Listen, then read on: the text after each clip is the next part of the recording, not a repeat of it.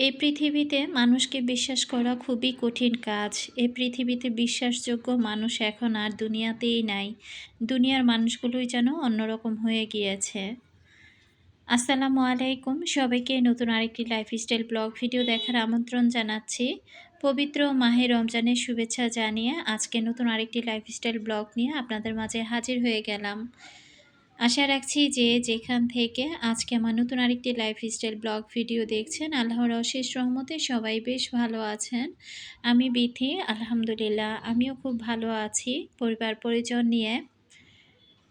রমজান মাস চলতেছে, তারপরেও প্রতিদিন কাজগুলো আমাদেরকে সেই রেগুলার নিয়মেই কিন্তু করতে হবে।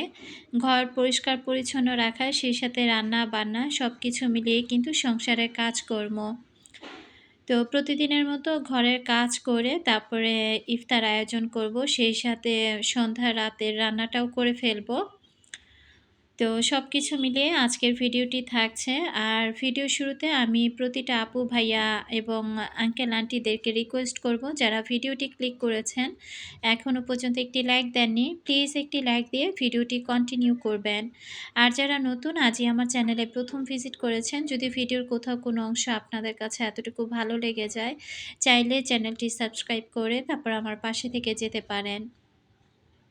আজকের ভিডিওটা আপলোড করতে একটু আর কি দেরি হবে, ইফতারি করে এরপর আর কি আমি ভিডিওতে ভয়েস দিতে বসছি।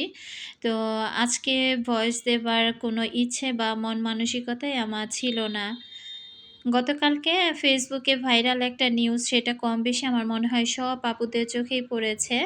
তো সেই নিউজটা দেখার পর থেকে আসলে একাই নিজেকে নিজে প্রশ্ন করছিলাম যে মানুষে এখন আর কাকে বিশ্বাস করবে। সবচাইতে একটা মেয়ে মানুষের কাছে তার সবচাইতে প্রিয় মানুষটি হচ্ছে তার স্বামী।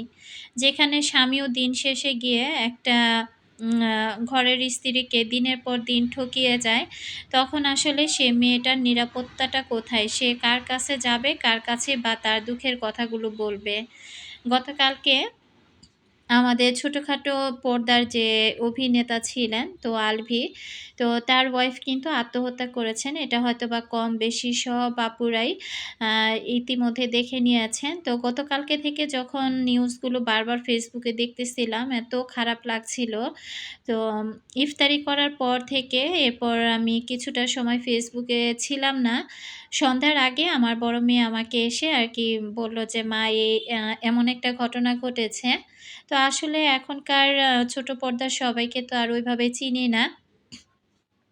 আমরা যারা ৯০ দশকের আছি তারা হয়তোবা আগের দিনে ছোটখাটো পর্দায় যারা কাজ করতেন তাদেরকে হয়তোবা কম বেশি চিনতাম। এখন দেখা যায় ওইভাবে চেহারা না দেখলে, নামটা বললে কিন্তু ওইভাবে চিনতে পারি না। তো আমার বড় মেয়ে এসে আর কি বলল যে, "আম্মু এই ঘটনা, ওনার ওয়াইফ না এভাবে আত্মহত্যা করেছে।" তো সন্ধ্যার পরে আমি যখন ফেসবুক ঢুকলাম, তো তখন দেখলাম যে পুরো ফেসবুক জুড়েই তোলপাড় হচ্ছিল। তো এরপর কিছু সময় রেস্ট নিয়ে আবার আমি কোরআন শরীফ নিয়ে বসি। তো কোরআন তেলাওয়াত শেষ করে এরপর দেখা যায় কালকে আমি নামাজটা আদায় করি নাই। তো এর মধ্যে জবার আব্বু চলে আসছিল। এরপর তার খাওয়া-দাওয়া নিয়ে ব্যস্ততার মধ্যে ছিলাম। তো সবকিছু মিলিয়ে আমি যখন ফেসবুকটা দেখতেছিলাম, দেখলাম যে এমন একটা অবস্থা, সারা ফেসবুক জুড়ে তোলপাড় হয়ে যাচ্ছে যে কিভাবে স্ত্রী আত্মহত্যা করলো এবং কি কারণে আত্মহত্যা করলো। আসলে আমার সবচাইতে বেশি সবকিছু ডিটেইলসে জানার পর খারাপ লেগেছে যে মানুষটা মাত্র ৬ মাস হোক আর ৯ মাস হোক প্রেম করে যে মানুষটার সাথে জড়িয়ে গেল, তার সাথে দীর্ঘ ১৩-১৪ টা বছর সংসার করার পর এত সুন্দর একটা ফুটফুটে বাচ্চা রেখে তারপর এই মানুষটা আত্মহত্যার পথ বেছে নিল। তাও আবার সেই ভালোবাসার মানুষটির কারণে। আসলে আমাদের মেয়েদের না কোনো জায়গায় আসলে সেফ না। না, অনেক সময় দেখা যায় সন্তানের কাছেও একটা বাবা-মা সেফ না। আবার অনেক সময় দেখা যায় হাসব্যান্ডের কাছেও স্ত্রী সেফ না। আবার স্ত্রীর কাছেও কিন্তু একজন হাসব্যান্ড পরিপূর্ণভাবে সেফ না।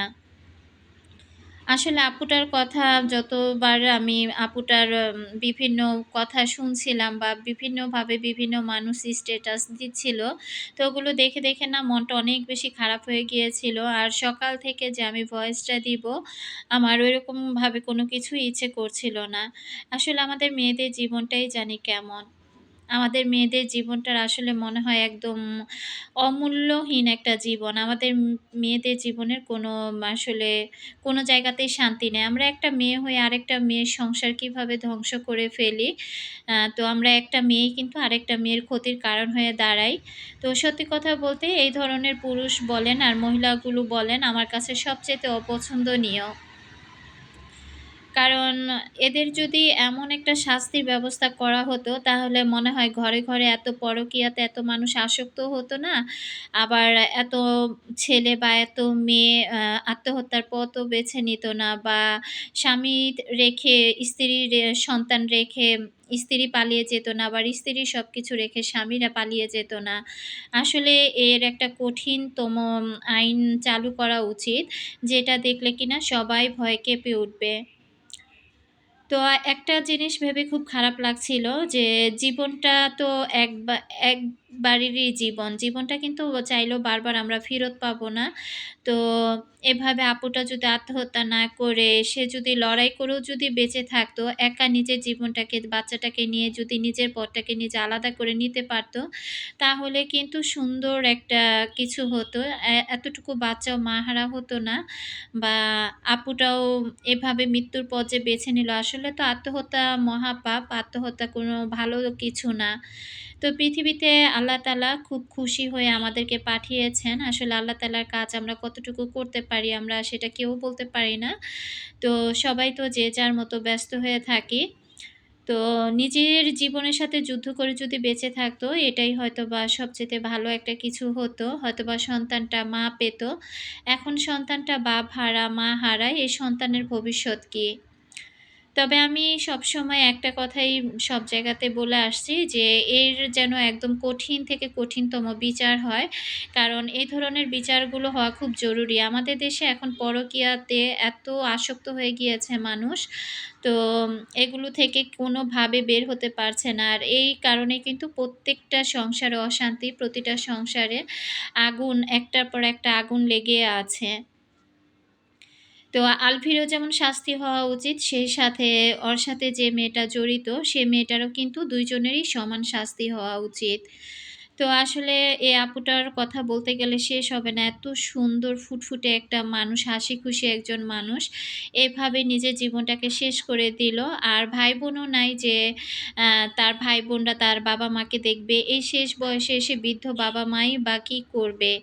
এই সন্তানের মৃত্যুটা আসলে কোনো বাবা-মাই কিন্তু মেনে নিতে পারে না। দিন শেষে একটা কথাই বলব যে, সবাই যেন যে যার জায়গা থেকে সাবধান হয়ে যায়। আসলে পরকীয়া এটা কোনো ভালো কাজ না। এটা সমাজের চোখেও খারাপ। সম্মান হানির একটা ব্যাপার-স্যাপার থাকে। যারা না বুঝে না শুনে এই কাজগুলো করে থাকেন, তাদেরকে বলব যে এখনো সময় আছে যে সাবধান হয়ে যান। নিজেদেরকে নিজেদের জায়গা ঠিকঠাক মতো রাখুন। আসলে এমন কোনো কিছুই কারো করা উচিত না যেটাতে কিনা একটা সংসার নষ্ট হয়ে যায়, বাচ্চা-কাচ্চা বাবা হারা হয় এবং কি মা হারা হয়। আসলে এই ধরনের কথাগুলো বলতেও খুব খারাপ লাগছে। তো যেহেতু আমার লাইফস্টাইল ব্লগ, তো কথাগুলো না বলেও পারলাম না। তো Facebook ওপেন করলেই এই ধরনের ঘটনাগুলো কিন্তু অহরহ দেখা যায়। দিন শেষে একটা কথাই বলব যে, আল্লাহ যেন সবাইকে বুঝার তৌফিক দান করেন এবং হেদায়েত দান করেন। তো আত্মহত্যা তো মহাপাপ, এটা আমরা সবাই জানি। তারপরেও বলব যে আপুটা হয়তোবা নিজেকে কন্ট্রোল করতে পারে নাই বা ধৈর্য ধরতে পারে নাই। তার জন্যে আপুটা হয়তোবা এত বড় একটা সিদ্ধান্ত বেছে নিয়েছে। তারপরেও বলব যে আল্লাহ তার সকল গুনাহ খাতা মাফ করে যেন তাকে বেহেশতে নসিব করেন। তো এদিক থেকে দেখেন আমি কিন্তু অনেক কাজ করে নিয়েছি। তো ভিডিও রিলেটেড ওইভাবে কোনো কথা বলতে পারি নাই। তো আজকে কিন্তু আমি ইফতারির জন্য একটু ভিন্ন আয়োজন করেছি, সেই সাথে রাতের খাবারটাও। আসলে প্রতিদিন রমজানে ভাজা পোড়া ওইভাবে কিন্তু খেতে ইচ্ছে করে না। আর সকাল থেকে উঠে আমি সবার আগে দেখা যায় ঘুম থেকে উঠতে তো একটু দেরিই হয়। উঠে তারপরে আমি সবার আগে হাত-মুখ ধুয়ে আমি কোরআন শরীফ নিয়ে বসে যাই। তো ১ ঘন্টার মতো কোরআন শরীফ পড়ে এরপর কিন্তু আমি সংসারের কাজে হাত দেই। আর আমি জানি যে সংসারের কাজে হাত দিলে এই কাজ কিন্তু শেষ হবে না। একটার পর একটা কাজ থেকেই যাবে। তো এই কারণে সকালবেলা উঠে আগে কোরআন শরীফটা আমি পড়ার চেষ্টা করি। তারপর আমি সংসারের কাজে হাত দেই। একটানা একদম দুপুর পর্যন্ত কিন্তু কাজগুলো করে থাকি। তো আমি কিন্তু ঘর-দুয়ার পরিষ্কার করে, ঘরের সব কাজ শেষ করে, এরপর কিন্তু আমি গোসল করে নিয়েছি। গোসল করে এরপর এই যে রান্নাঘরে চলে আসছি। তো রান্নাঘরে একটু আগেই আসি। দেখা যায় ২টা কি ২:৩০টার মধ্যে রান্নাঘরে চলে আসি। যেন আমি ইফতারির ০.৫ ঘন্টা আগে খুব তাড়াহুড়া করে যেন আমি কাজগুলো সেরে নিতে পারি। রান্না-বান্না যা আছে মোটামুটি যেন আমি কমপ্লিট করতে পারি। তো আজকে আমাদের এই রাতের জন্য ভর্তা আয়োজন ছিল। তো আজকে ভর্তা বানানোর জন্য আমি মসুরের ডালের ভর্তা বানিয়েছি, আলু ভর্তা বানিয়েছি, শুটকি ভর্তা বানিয়েছি। আর সেই সাথে আমি সিম ভর্তাটা করে নিয়েছি।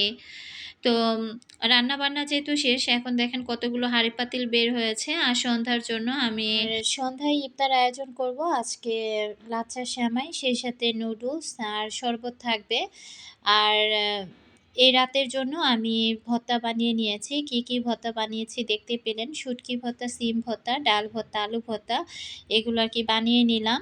তো সবকিছু ভাজা-পোড়া বলেন আর ভর্তা বানানো বলেন যেটাই করি না কেন, তো কাজকর্ম শেষ করার পর কিন্তু এরকম অনেকগুলো থালা-বাটি বের হয়। তো সব প্লেট বাটিগুলো আমি সুন্দর করে ধুয়ে নিলাম। পাটাটা শুকিয়ে গেলে তারপর আবার জায়গা মতো রেখে দিব। আসলে প্রতিদিন ওইভাবে ভাজা-পোড়া খেতে ইচ্ছে করে না আর ভালোও লাগে না।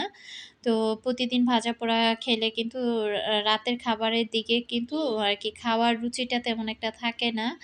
তো চিন্তা করলাম যে না, প্রতিদিন ভাজা-পোড়া খাবো না। ২-৩ দিন পর পরই আরকি ভাজা-পোড়া করার চেষ্টা করব। আর এর মাঝখানে একেক দিন একেক রকমের খাবারের আয়োজন করব। তো এদিক থেকে আমি এই তো এখন মিনি মাল্টি কুকারে আমি নুডলসটা রান্না করে নিচ্ছি। তো আমি চেষ্টা করতেছি ইফতারির করার আগে আরকি কমপক্ষে ২০ থেকে ২৫ মিনিট আগে আমি যেন রান্নাটা কমপ্লিট করতে পারি। তো সবকিছু রেডি করে এরপর যেন আমি টেবিলে গিয়ে সবাই একসাথে বসতে পারি। তো ইফতারি করার আগ মুহূর্তে সবাই টেবিলে বসে দোয়া দুরুদ করা বা ওইখানে সবাই বসে দেখা যায় বিভিন্ন কথায় আলাপ আলোচনা হয়। তখন কিন্তু সত্যি খুব ভালো লাগে। এই কারণে আমি ইফতারির সময় একটু টেবিলে আগে গিয়ে বসার চেষ্টা করি। তো আমার কিন্তু নুডলস রান্নাটা হয়ে গিয়েছে। আর এখানে এই তো শরবতটাও আমি সুন্দর করে রেডি করে নিলাম। তো আমি শরবতের মধ্যে এখানে ইসবগুলের ভুসি আর চিয়া সিড এই ২ টা আলাদা আরকি ভিজিয়ে রেখেছিলাম।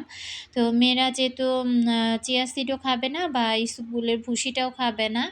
তো বারবার বলছিলাম যে এটা খেলে কিন্তু শরীরের জন্য খুবই উপকারী। তো ইসবগুলের ভুসিটা অন্তত খাও। ২ বোনের ১ বোনও খাবে না। তাদের কাছে নাকি ভালো লাগে না খেতে।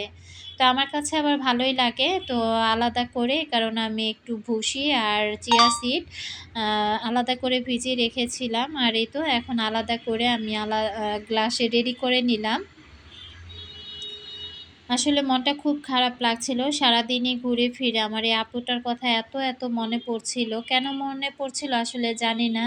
এত সুন্দর ফুটফুটে একটা বাচ্চা রেখে কিভাবে পারল দুনিয়া ছেড়ে চলে যেতে।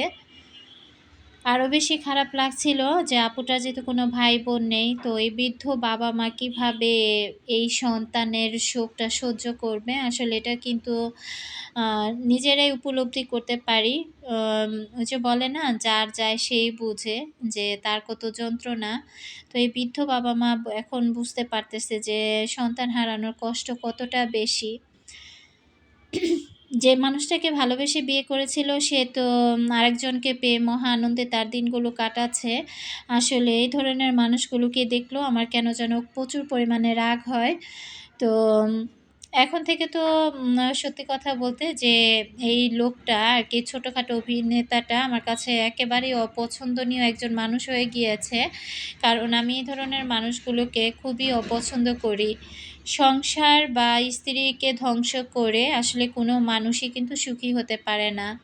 তো আল্লাহ তাআলা এদেরকে বুঝার তৌফিক দান করুক। আর এদিক থেকে আমি কিন্তু টেবিলটা সাজিয়ে নিয়েছি। তো এর মধ্যে মোনাজাত হচ্ছে।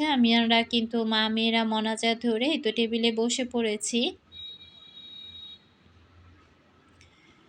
ইফতারির এই সময়তে টিভিতে যখন মোনাজাত হয়, তখন একটু সাউন্ড বাড়িয়ে মোনাজাতটা শুনি। আর মোনাজাত শেষ করে এরপরে এই তো খেজুর খেয়ে নিচ্ছি। খেজুর পানি খেয়ে তো জবা জুই আমরা সবাই চলে যাব নামাজে। তো আসলে একসাথে খাওয়া-দাওয়া করে তারপর কিন্তু নামাজটা আদায় করা হয় না। মাগরিবের ওয়াক্তে যদিও রমজান মাসে নামাজের টাইমটা একটু বেশি থাকে। তারপরেও জব্বা দেখা যায় আগে নামাজ পড়বে, তারপর কিন্তু খাওয়া-দাওয়া করবে। তো একদম সাথে পানি খেয়ে কিন্তু দৌড় দেয়। তো আমি ওকে বললাম যে, শরবত খাও, তারপরে পানি খাও। একটু রেস্ট করে হালকা পাতলা একটু রেস্ট করে তারপর দরকার হলে নামাজে যাবা। তো ও একটু তাড়াহুড়া আরকি করতেছিল। তো এর মধ্যে আমি আমার শরবতটা আরকি খেয়ে নিয়েছি। শরবত খেয়ে এরপর আরকি নামাজে যাবো। নামাজ পড়ে এসে তারপরে ধীরে সুস্থে আরকি খাবারগুলো খাবো। আচ্ছা, অন্তদুল্য নাইটি থেকে আপুটা আমাকে প্রতিদিন কমেন্ট করতো। তো আপুটা ২-৩ দিন আগেও আমাকে কমেন্ট করেছিল যে, "আপু আমি অসুস্থ, আমার জন্য দোয়া করো।" তো আপু এটাও লিখেছিল যে, "আপু আমার ভিডিও দেখে কিন্তু এভাবে কমেন্ট করতে পারে না।" তো আজকে কয়েকদিন যাবত আপুর কমেন্ট পাচ্ছি না। তো উম আপুকে বলব যে, "আপু তুমি সুস্থ আছো তো? তোমার এখন কি অবস্থা আসলে আমি তো জানি না। তো তুমি যদি আমার ভিডিওটা দেখে থাকো ছোট্ট করে হলেও একটু কমেন্ট করো। কারণ যে সকল আপুরা রেগুলার ভিডিও দেখেন এবং রেগুলার কমেন্ট করেন, হুট করে যদি সেই আপুদের কমেন্টগুলো না পাই, তাহলে কিন্তু একটা টেনশন কাজ করে। আসলে কাউকে না দেখে কিন্তু ভালোবাসা হয়ে যায়। তো আমাকে দেখে যেমন আপুরা আমাকে পছন্দ করেছেন, আমার কাজকর্ম, কথাবার্তা যেমন আমাকে ভালোবেসেছেন, তেমনি কিন্তু আমিও আপনাদের কমেন্টসগুলো পেয়ে একেবারে মুগ্ধ হয়ে গিয়েছি। আপনাদের প্রতি আমার একটা অন্যরকম ভালোবাসা তৈরি হয়ে গিয়েছে। তো আমি বলব যে, আপু তুমি প্লিজ কমেন্ট বক্সে কমেন্ট করে জানিও, এখন তোমার কি অবস্থা? আর হুম এদিক থেকে আমি ইফতারি করার পরে আমি কিন্তু সাথে সবকিছু এভাবে ধুয়ে ফেলি। এখন যদি এগুলো আমি সিঙ্কে জমিয়ে রাখতাম, পরে কিন্তু আমার মধ্যে অনেক অলসতা কাজ করত। আবার ধুতেও ইচ্ছে করত না। সিঙ্কের অবস্থা খারাপ হয়ে থাকতো।